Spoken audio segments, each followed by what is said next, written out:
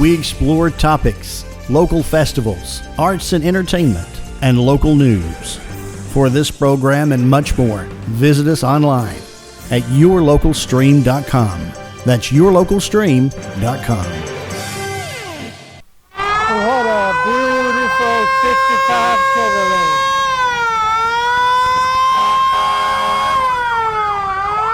The parade is beginning to get underway here in Bostwick, Georgia. North Georgia Two-Cylinder Club is the Spencer.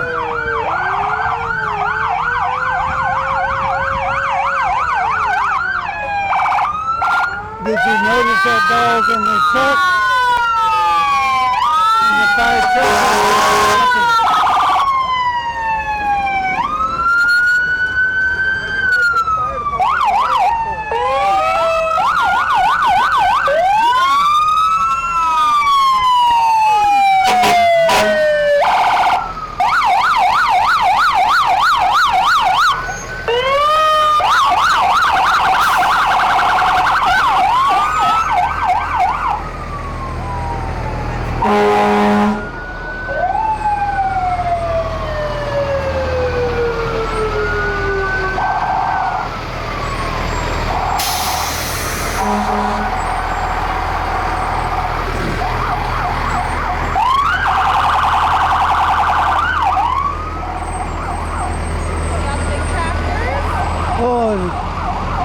Morgan County has some really nice firefighting implements, and I'm sure they use them quite often.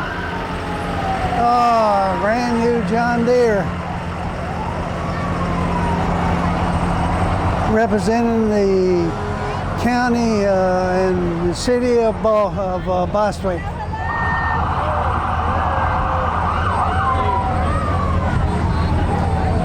Check that convertible with the Grand Marshal of the parade here in Bostwick, Georgia. And the namesake of the parade is the Cotton Festival. And you can see some displays of the cotton on that particular trailer. Oh, look at the John Deere toys. He's loaded down with them.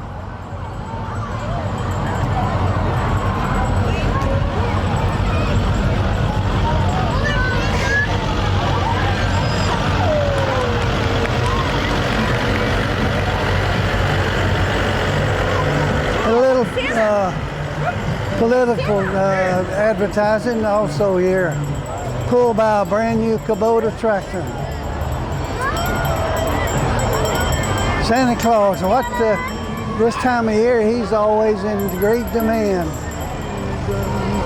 In a little Mini Cooper, well, a cute little outfit. Everybody enjoys an old John Deere 6410. That's an inline engine tractor.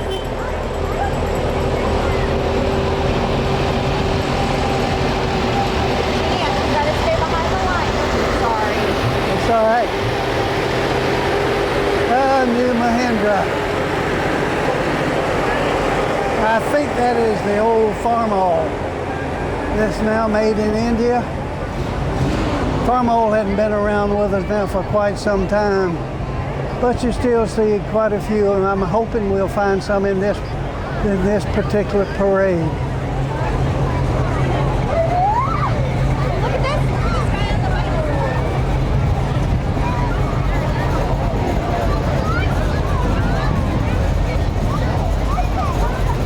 Pickups are also always demand in and around farms, and we get a good look at these as they come around. Most of them have all been raised a little bit, make it easier to get around on the farms. A lot of Chevrolets.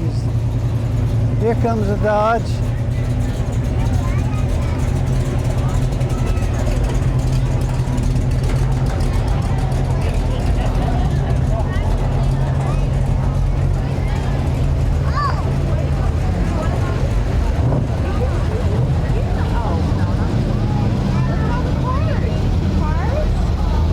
The old Ford, the Bronco built by Ford, look how small it is as compared to what some of them, the units like that are today.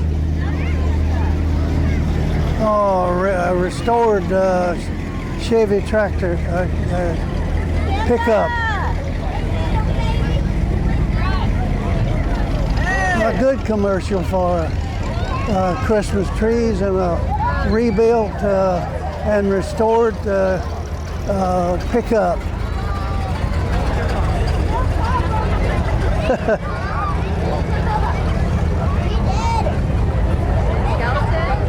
Very unusual to have one like that. It good control. Death to the pest.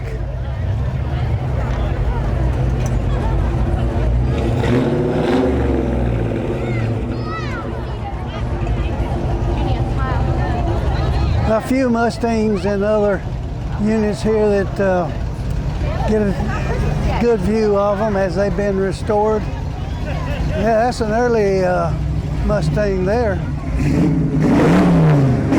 Restored.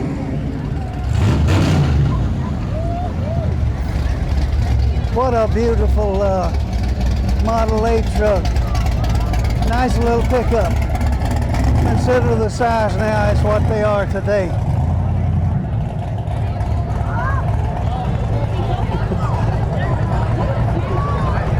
You know, we do have a good crowd today. What a beautiful day for everybody to come out and be witness this parade, because the weather is so great. It's probably around 75 degrees with a bright sunshine, and we really enjoy being out in this kind of weather, especially this time of year.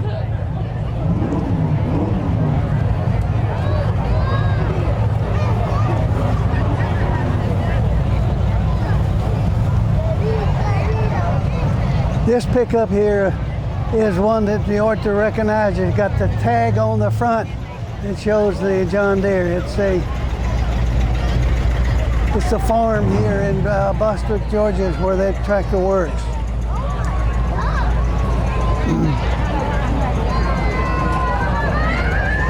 You know, John Deere has had a real presence in around Walton County, but especially outside of Monroe. And you see what's coming right now is a two-row John Deere cotton picker.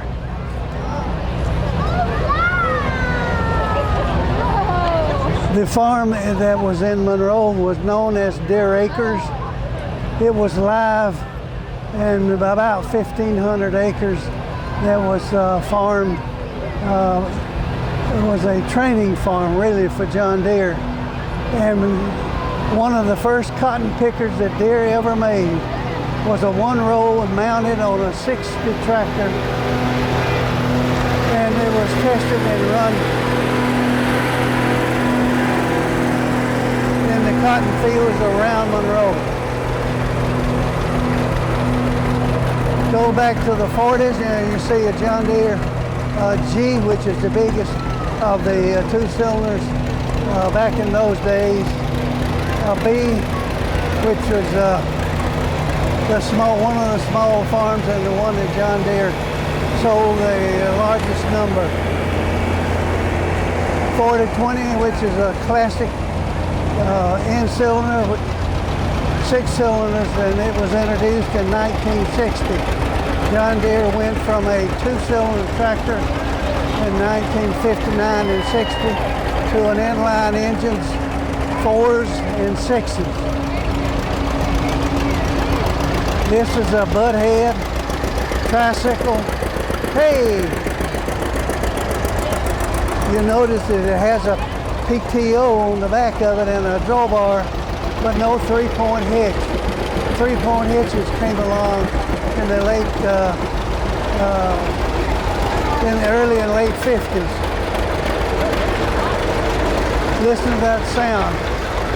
Goes back, a D model is goes back to 1928. Still 2 cylinders. 30 to 20, which was the small model as compared to the 40-20. It was a 4-cylinder, has 3-point-inch power steering, as well as other piston attachments that were attached to it. Massey Harris, one of the tractors that was a competition to Deere. Goes back to 4430. It's very popular back in the 70s and 80s. 4440, which is a very popular model along in the late 70s and 80s. All 6-cylinder pieces, 3-point hitches, all the modern implements. Cabins, sometimes they're heated as well as cooled.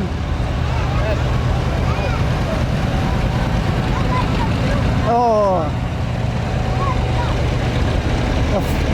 a Ford tractor, but with inlay 8-cylinder V-type engine.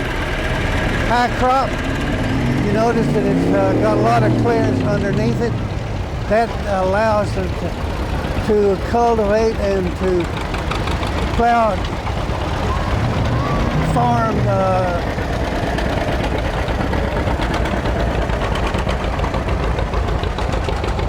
crops that are high and to get over it without knocking them down. Oh, I love that sound. I could always find them in the field. If you were looking for the owner, you could hear that tractor and you'd go toward it.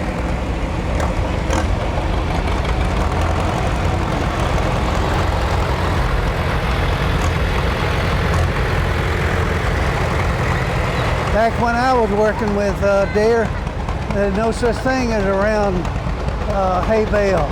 Everything was square bales, anywhere from 50 to 80 pounds each.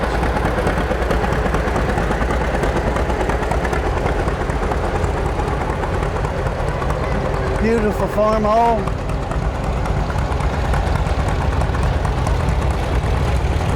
Super M is the one I remember so well. Demonstrated a lot of John Deere's in the field at the same time with when the M was there.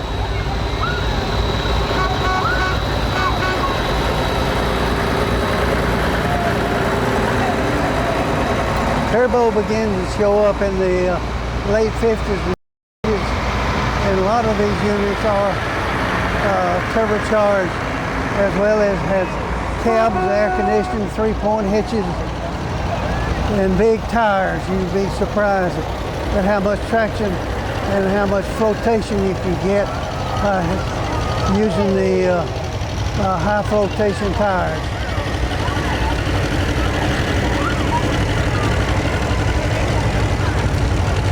That's an MT. You notice this MT is a certain type tractor that John Deere made after the World War II, and they call it a T, which is a tricycle.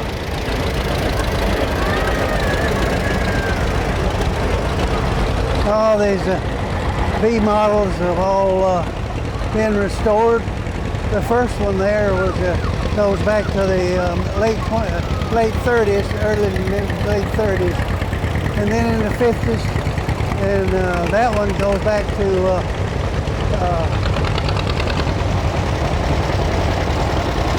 the late 20s and the mid 30s. In the 40s, that's a B model, has the flag is waving, and has a late model homemade type 3-point hitch. Yeah, that's a 24 model.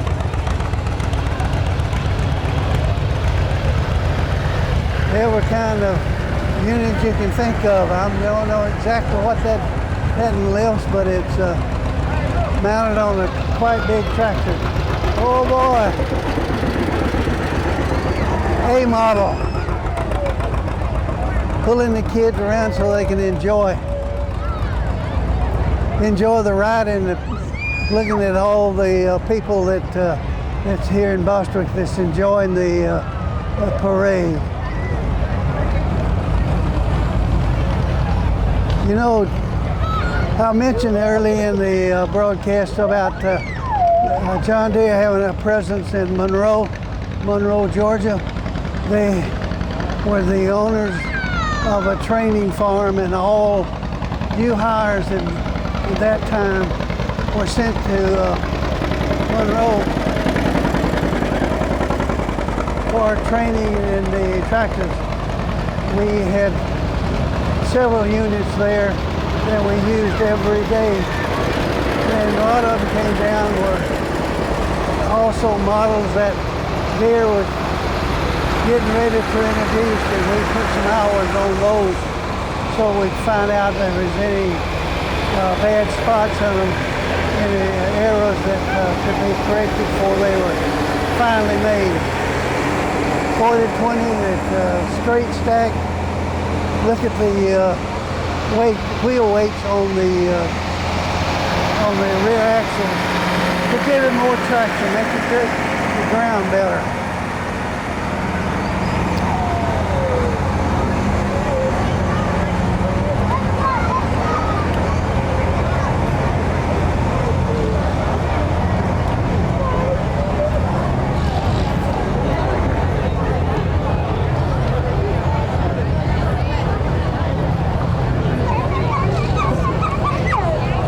In continuation of the Deere acres in Monroe, Georgia, we harvested all kinds of things.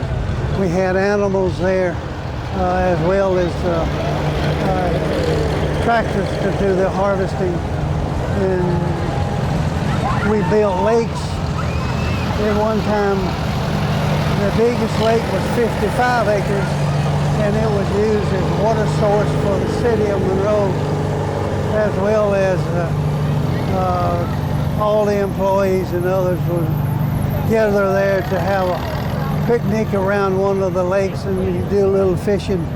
And the people from the Atlanta branch would come down and join in and have a day of festivities there. In 1958, which was the year they had the Farmerama, there were 225 John Deere tractors in that parade, and they took people around to the different sites where they were harvesting the different crops, the corn, the cotton, and the rotary cutters that were cutting grass. Hay bales were being produced. So it was a good training for all the new hires at Deere.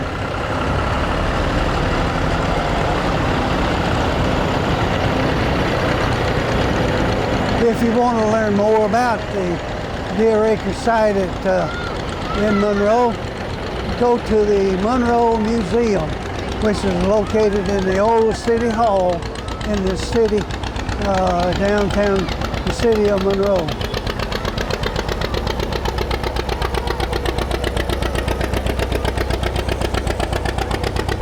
Makes that sound because it has a gutted muffler, just a straight stack. That's one of the first around that I've seen in the parade, but that is a orchard tractor. You see all that stuff around it is protect the tractor as well as protect the peaches, oranges, and trees and so forth, as well as the operator.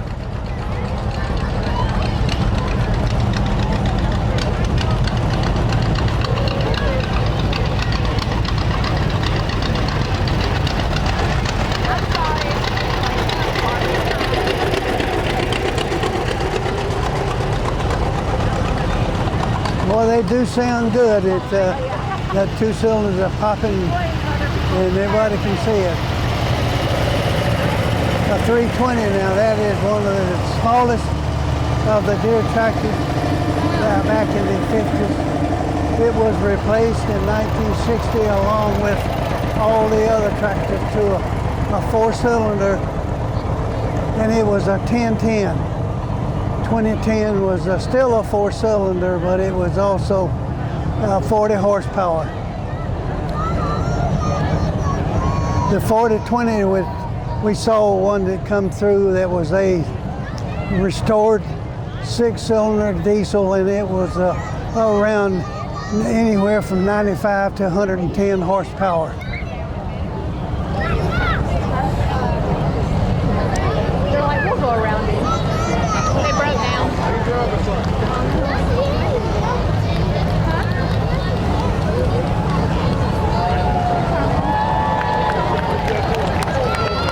Yeah, here comes a Ford. I would do that too.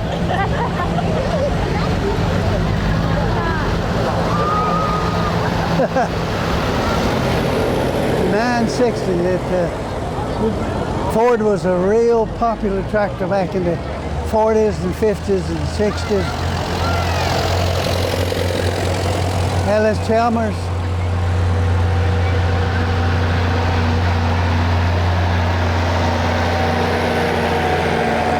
Big International. Has all the nice conveniences on it. Thank you, Daddy.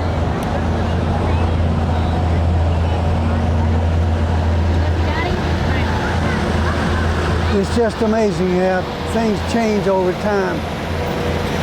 International even had a truck division and sold quite a bit, and it was quite popular back in the 30s and 40s and 50s. Seeing all these tractors bring back a lot of memories, and also shows the young people in the crowd how tractors used to look and how they were used. And how they were used on the farm for different chores. That was a high crop, but it's used for truck crops. You notice that this one has wide front end. They began to come along in the mid-50s and 60s, but especially in the 70s and 80s, because there was a problem with being upset. They were wide front end makes it more stable as they work the different areas of the farm. That's a 720, which is the biggest, one of the largest farm versions of the 2-cylinder tractors. And he had it at low RPM. What a big tractor. John Deere 8400, even bigger than that today. With dual rear tires, and they even have, nowadays, the new tractors will have dual front tires as well as dual back. That gives it more traction and it can be used in softer ground areas.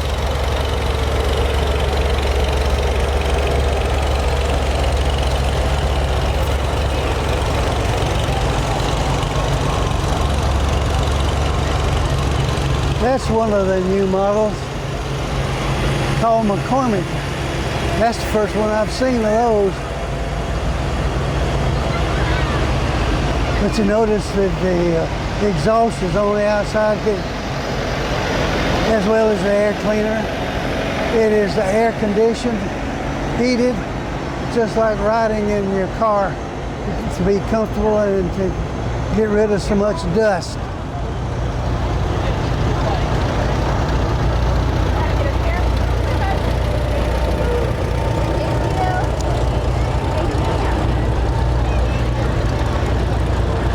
Whether you believe it or not, this was a tractor that was used on the farm, but it was also used for traveling to and from the city to pick up groceries and other things. It's an M&M, Minneapolis Moline, made in Canada. Another high crop. High crop was a one that was used to farm and to cultivate things like tomatoes and other crops that was used to go to different areas to sell, farmers markets and things like that.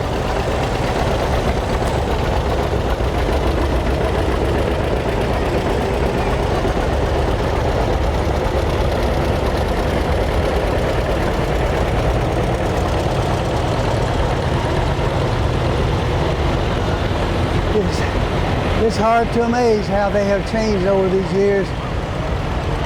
A lot of computer stuff in them now to keep them running and to try to get rid of pollution. I heard the story, I don't know how it is, but I heard the story after Russia invaded Ukraine. They tried to confiscate some of the tractors at a John Deere dealer, and Deere made them all immobile because they had a way to do that, to immobile all the electronics on that on those particular new tractors.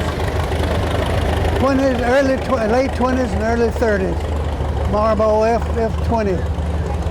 Boy, it runs good. Basically just a drawbar tractor. Ford was a good utility unit that was used around the farm, pulling trailers, like trailers for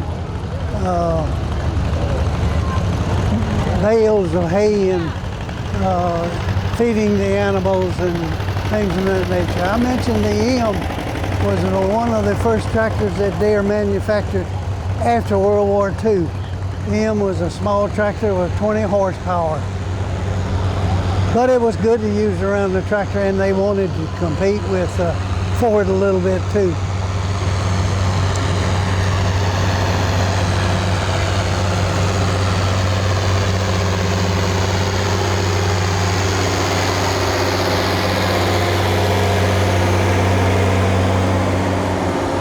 He's got the engine on that Farmall. He's got the engine revved up, but he's got it in a low gear, so that he can travel at a slow speed.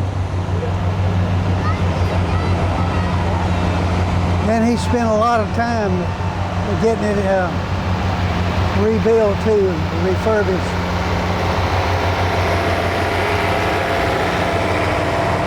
It's not as shiny, but it does run good. I'm assuming that they use it every day on the farm and in the dairy too.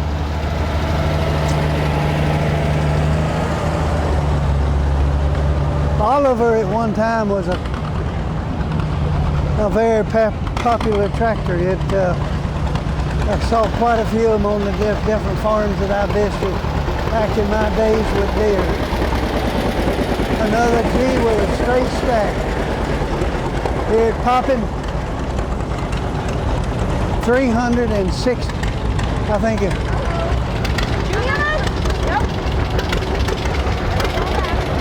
It had big cylinders in those, 300 and I think it was 29 cubic inches in the two cylinders.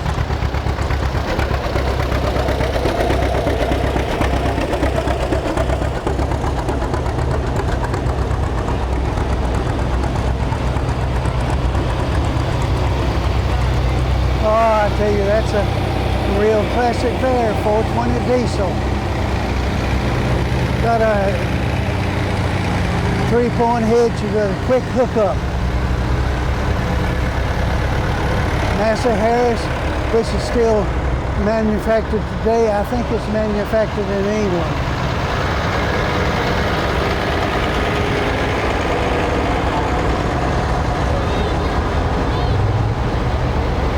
Kubota, which they have a factory in Gainesville, Georgia. Now where they build that bigger tractor by there, I'm not sure. But it has a hitch on the front so you can hook the blade, bucket, or attachment to pick up round hay bales.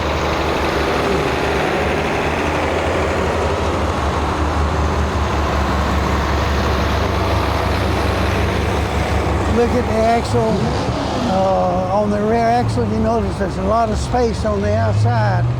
Those tires can be adjusted to whatever the width of the row crop that's being harvested and cultivated can fit it between the rows.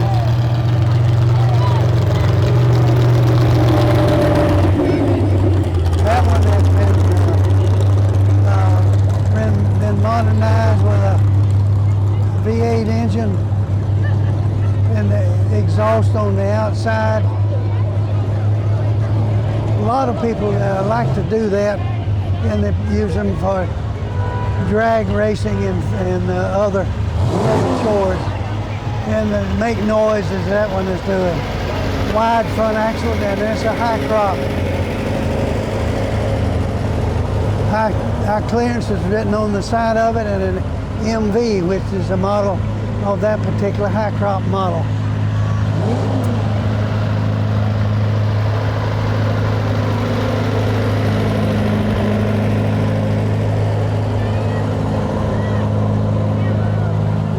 During World War II, you know, the tractor factories was allowed to build certain tractors because people had to eat, they had to have food, and a lot of farms would buy the tractors, and that's why that one was a 43 model.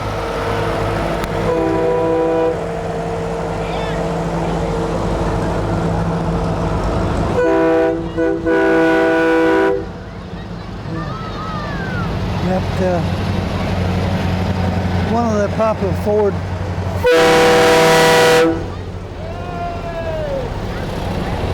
that horn is not part of the tractor, thank goodness.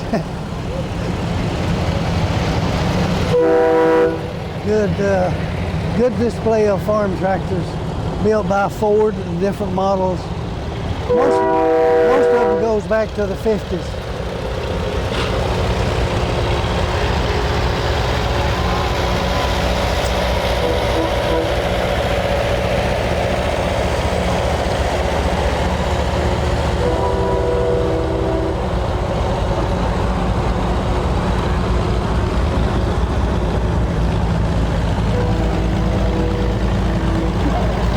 You know, this parade is sanctioned by the North Georgia Two-Cylinder Club, but it's not just for John Deere two-cylinder tractors. It's for any antique tractors that and the people that want to show them off can be entered into the tractor, as well as members of the club.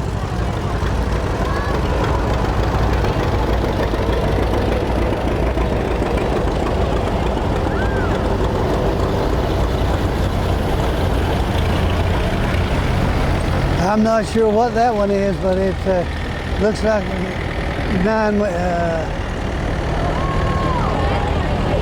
a Model A that cut down.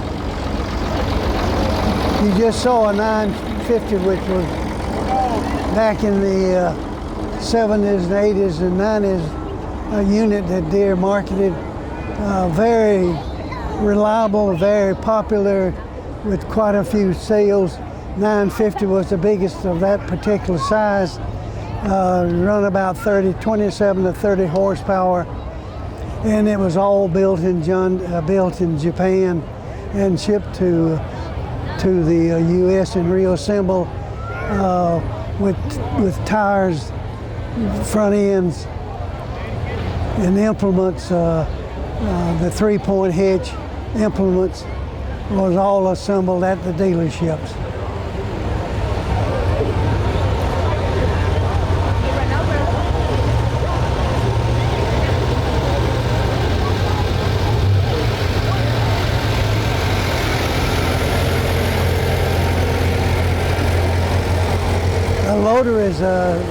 Front-end loader is a very popular unit in small tractors where they can use it around the farm for moving things around.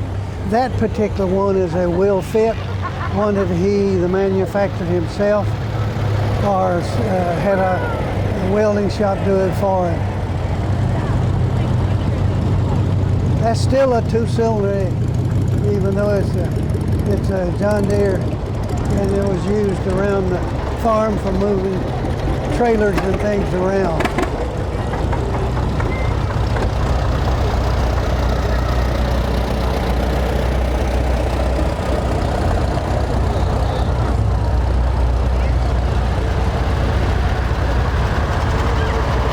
B model John Deere was also the most popular of the 2-cylinder sizes.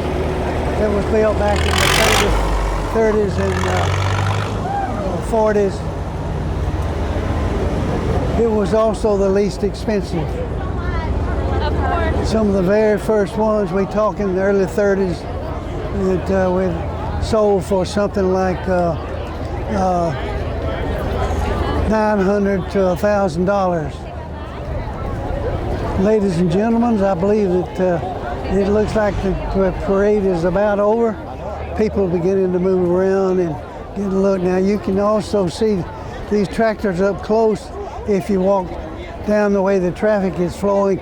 They are parked down there for the participants of the parade to see. I've enjoyed looking at the tractors. I've enjoyed visiting with the different ones around that own the tractors. So what a beautiful day to have the parade, and we're looking forward to one next year. You take care, and we will visit with you next year. Thank you, and so long.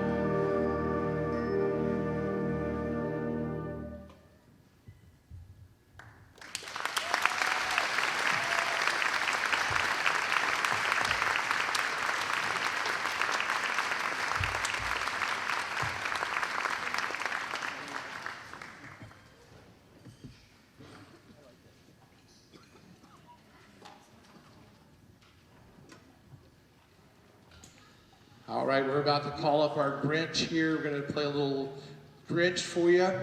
Before he comes up, I want to just really quickly recognize some of our honor band students. If you tried out for and were part of the district honor bands this year. Go ahead and stand up real quickly if you made district honor band for middle and high school.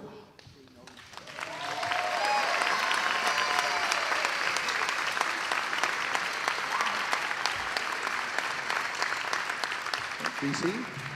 If you made the All-State second round audition cut, go ahead and stand up for us. If you're trying out second round All-State. All right. And our middle schoolers have already done this. It's called the UGA Honor Band. It's the Mid-Fest. If you did Mid-Fest middle schoolers, stand up. Right over here in the back and right up here in the front. And our high schoolers that were chosen for the UGA Jan Fest, please go ahead and stand up.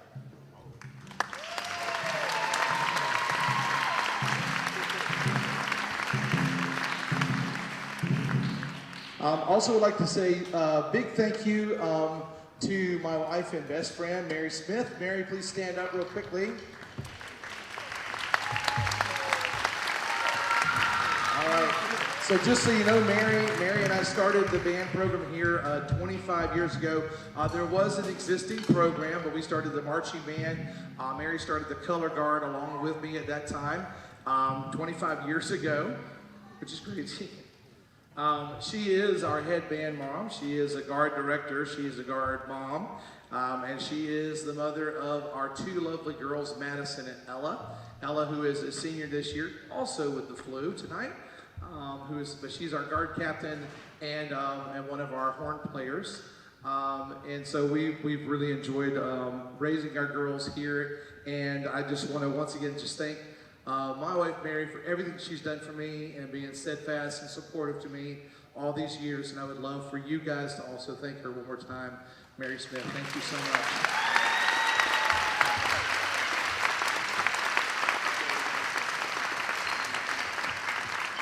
To our awesome band parents who helped us out through all the season this year. It takes such a big village to help us do what we do in our marching band. We do all the home games and most of the away games. We even did two post games this season, 3 competitions.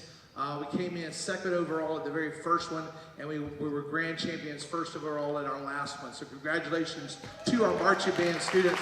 Marching band students, please stand.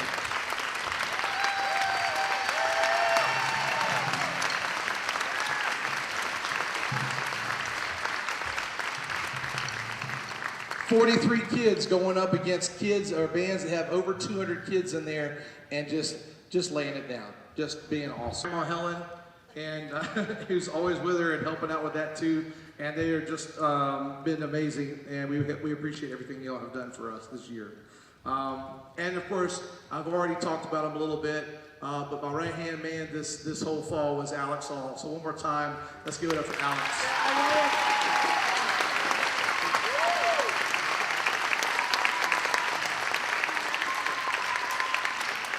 Now, without further ado, let's welcome our Grinch, Mr. John Swarner.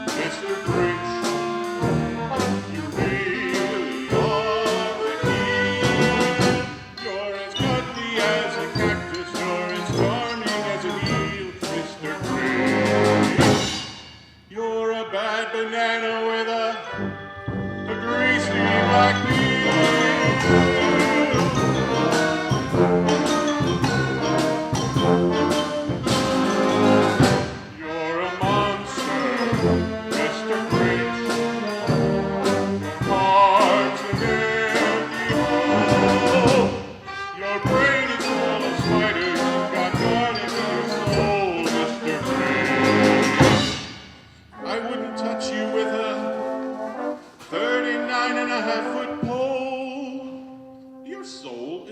sprawling dump heap, overflowing with the most disgraceful assortment of deplorable rubbish imaginable.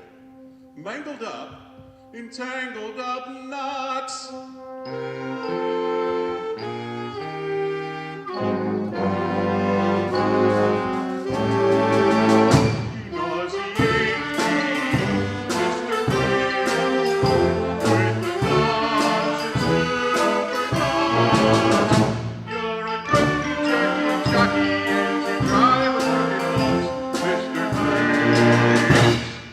The three words that best describe you are as follows, and I quote, stink, stank, stunk.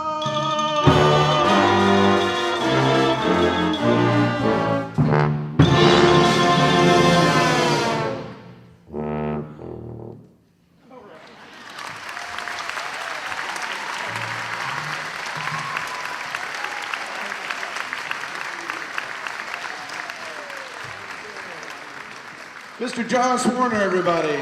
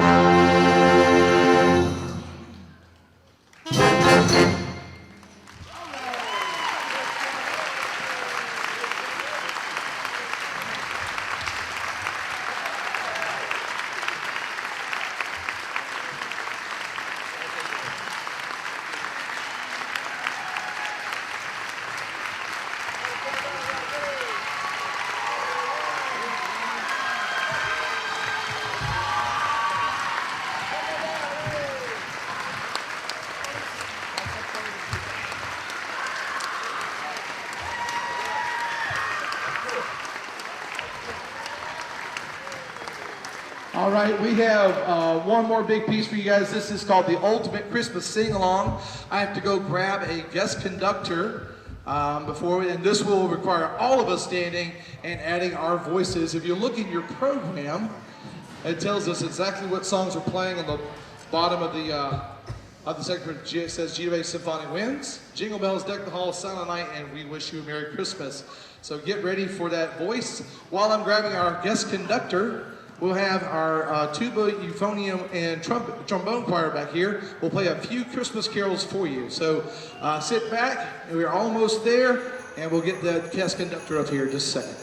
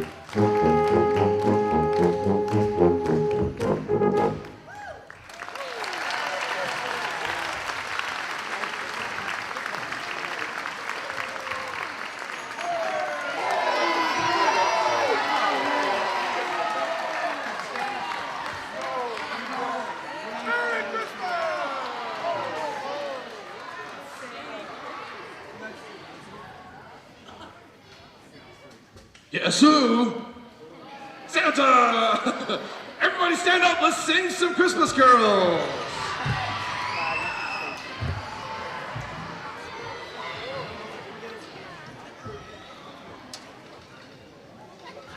The ultimate Christmas sing-along! Here we go!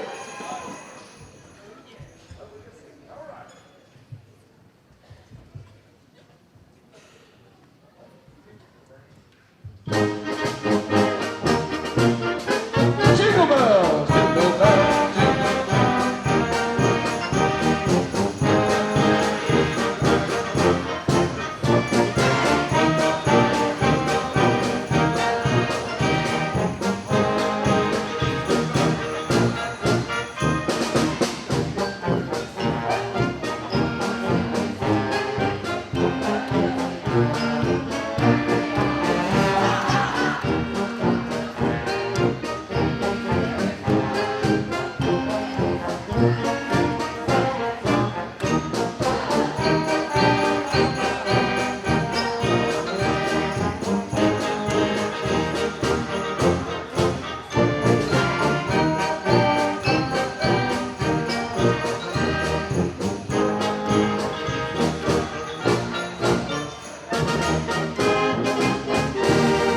deck the halls,